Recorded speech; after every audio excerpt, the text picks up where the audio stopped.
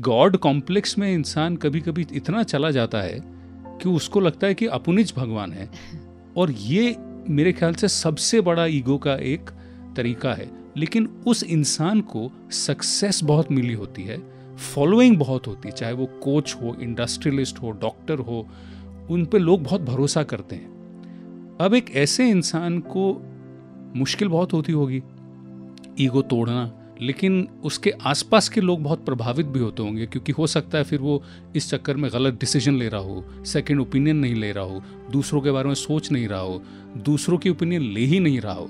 तो how do you deal with this? See, बहुत accomplished होना, बहुत ख्याति प्राप्त करना, it could be due to skill and talent also. बिल्कुल होता ही है। वरना आपके पास कोई स्किल है, आपके पास कोई टैलेंट है, उसके कारण भी आप बहुत अकम्प्लिश्ड हो सकते हैं, आपने नाम और मान, फेम कमाया हो सकता है, पर ज़रूरी नहीं है कि आप बहुत हम्बल भी हों।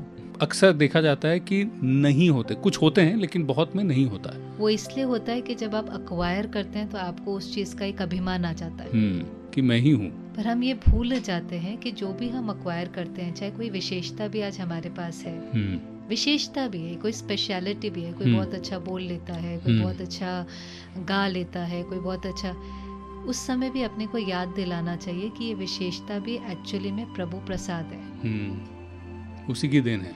यस, हर स्पेशलिटी किसी ना किसी को आपकी मेहनत से भी हो ना, तो भी ये कहना कि ये प्रभु प्रसाद है, it's a way of humbling yourself. कोई कहेगा नहीं ये तो मेरी मेहनत से कमाई हुई है, तो भी हम उस चीज को सरेंडर क्यों करते हैं? क्योंकि जो प्रसाद होता है वो हमेशा बांट के खाया जाता है, उस पर किसी का हक नहीं होता। बहुत खूबसूरत बात कही आपने। वो प्रभु वरदान है, वो प्रभु प्रसाद है। अगर कोई क्वालिटी है भी तो उसको औरों के भले के लिए, औरों के लिए लगा दें उसको। ये भी देखें कि उसमें कई बार कोई क्वालिटी हर एक के अंदर होती है, समाज की सेवा में लगा देते हैं, और कहीं सिर्फ उसको अपने तक ही होल्ड करके रखते हैं। हर एक के अंदर कोई ना कोई स्पेशलिटी है, उसको आइडेंटिफाई करना और अपने को बार बार कहना कि ये मुझे परमात्मा से मिली है, परमात्मा की देन है, ये आपको हम्बल रखता है।